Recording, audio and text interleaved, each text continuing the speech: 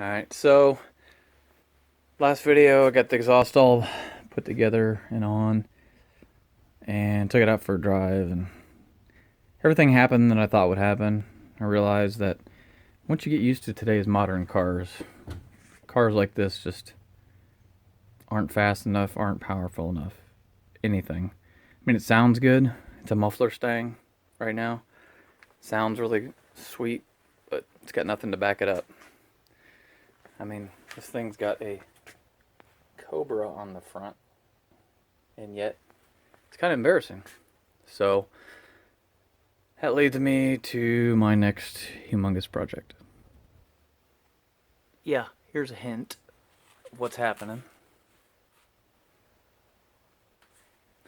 AFR part number 1472, 60cc AFR 165s, meant to work with the pedestal mount Cobra roller rockers.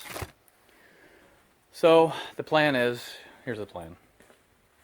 Nothing crazy. This is a relatively low mileage engine. I want it to look completely stock still under the hood. So I'm going to reuse the factory Cobra intake because they flow very, very well. And I'm going to port the lower. That way it can support the airflow needs of my new heads.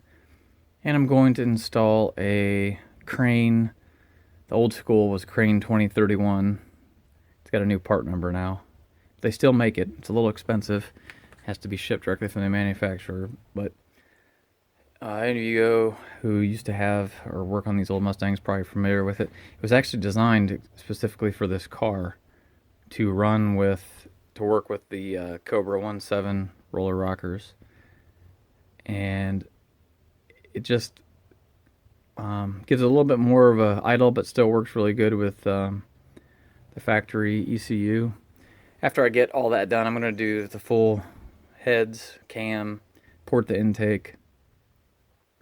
So now I'm going to do the shorty headers, and after that I'll have it dyno tuned and have a custom chip burnt, just because for the money it's the best way to make sure everything's doing exactly what it needs to be doing.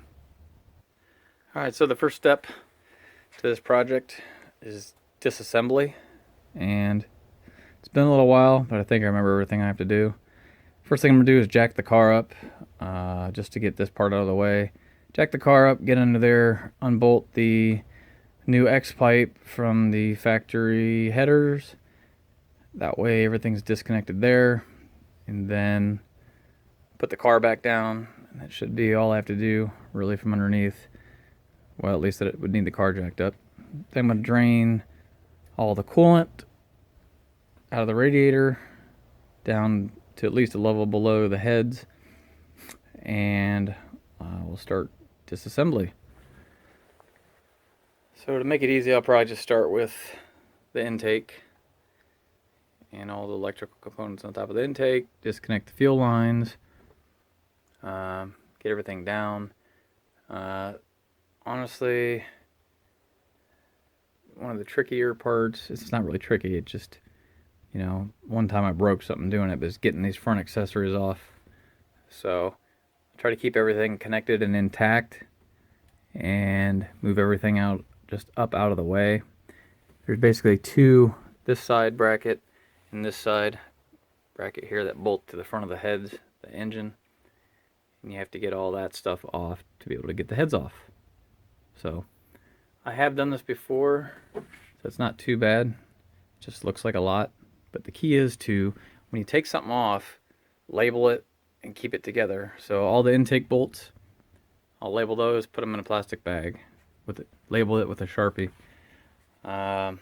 Same thing, any bolts out of anywhere.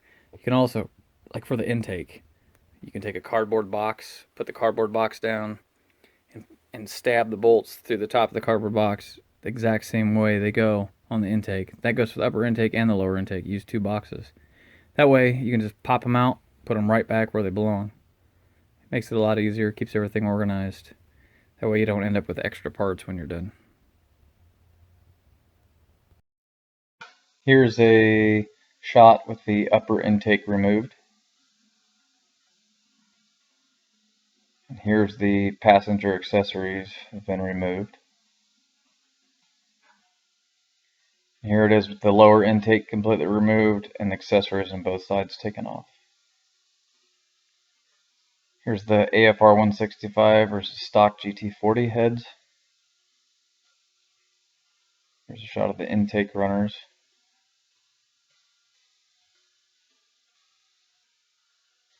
And here's both heads removed. Alright, so a little update to the project. Got the intake and the cylinder heads off. And I've got a lot of cleaning to do. Scrape off the old head gasket material, clean everything up. And I'll probably go ahead and throw the new heads on before I start tearing down the front even more to prepare for the cam. Already got the radiator out, but I believe the AC condenser is probably also going to have to come out before I can slide the cam in. We'll have to see. And getting ready to package up the intake tonight. It's going to be sent off to TMOSS, as he's known on the Corral and other Mustang websites, so he can port it. He's pretty famous for his GT40 intake porting, so it should really help out with the combo that I'm going with the AFR heads. Alright, we'll check back in a little bit. Here's the water pump removed, preparing to remove the front timing cover. And here's a shot with the timing cover actually removed. Decided to also remove the stock Cobra oil cooler since it doesn't really do anything. Here's a shot of it removed. The stock oil filter screws right back on once you take it off. Here's all the pile of parts that I'm removing. Just a quick note on how I keep everything organized. As far as pulling the lifters, or not the lifters, the rocker arms and the push rods out, I like to put them back in the exact same spot that I took them out. So what I did is just take a little cardboard box right at the front, and that's obviously driver, passenger, and I put them in, poke holes and put them in the order that I took them out. And then the rocker arms, even though it look like they're actually in order also of how they were taken out. The pedestal Cobra 1.7 roller rockers. And it's the same thing with the upper intake bolts. There's the driver's side, passenger side, front. I put them in order. Just makes it easier to put them back in. As far as the water pump, I just took it off and left the bolts in the right spot in the water pump, which will make it easier to put them back in the right spot. So that makes that a little bit easier. So now, get everything off. I've got the mating surfaces cleaned up. Next step will be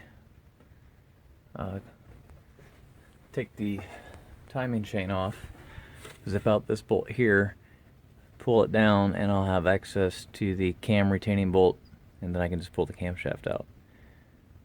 I believe that I'm going to have to remove the AC condenser, which isn't too hard. There's a couple bolts, and then I can leave all the lines connected and just rotate it up over the engine while I pull the camshaft out. So it shouldn't be too bad. Here I have removed the camshaft, and you can see the AC condenser is moved up out of the way. A little closer shot where the camshaft goes. There's the bearing. Installed the new camshaft straight up. You can see the dowel pins facing down, so the timing marks are aligned. And here we are with the timing cover and the water pump reinstalled. Went ahead and took this time to clean up the upper intake, do a little detail work, new clear coat, make it look real nice.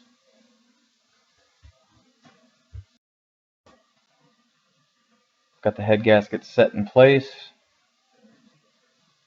Getting ready to put the heads on. Alright, got the intake on, and thermostat housing, all my lines, fuel lines are connected. Just got the spark plug wires run, and now just ready for the upper intake to go on. We'll be ready to put her back together and fire it up. Alright, here I am, finished product. Got everything back together. Got all my radiator fluid topped off. New battery installed. All new belts and hoses. Just kind of freshened everything up. Looks pretty factory OEM under the hood, which is exactly how I like it. I did start it up, take it for a quick drive. I had a little bit of a coolant leak on the side of the timing cover. Luckily, I was able just to snug down a couple of bolts a little bit more and stop the leak. The other issue that came up is push rod length. And I've done a set of AFR 165 heads in the past where I just used the stock Ford 6.272 or whatever size push rods that was on the engine. Used stock replacement head gaskets, everything was the same, bolted everything down and it was fine. Well, in this case, the stock push rods are not quite long enough. I mean, they're just a hair off. I thought it might have been that way when I was installing them. They felt just a hair loose, but I thought maybe the lifters had deflated and they would pump up. Well, no, I do have a slight tick in the drivetrain on both sides, so I know what it is. The stock push rods are too short. So I took it for just a real short drive. Didn't want to do any damage. So I'm going to be, unfortunately, going to have to take the upper intake off, take the valve covers off, and I'm going to have to, I'll use the comp cams valve push rod tool, checker tool. Try to figure out exactly what size I need and then get it all back together with some new push rods. I could take a guess and just go like one hair of a size up, but I'll do it right. Try to measure them. I could always go a little big and use shims to bring it back down, but I'm going to try to get it exactly right with no shims. See where we're at. But here it is. I'll put it back together. I'll have another video once I get everything running. Have it for a little trip. The little short drive I did take, I could tell there's a humongous difference in power with this setup. So, once again, everything's back together. Although this video wasn't really meant to really be a how-to. Maybe it gave you a few ideas, helps you out a little bit. If you have any questions, leave a comment below. Thanks.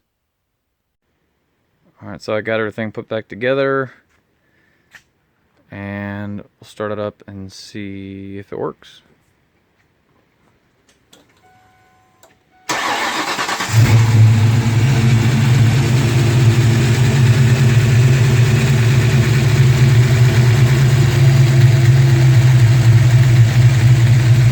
That's a good sign.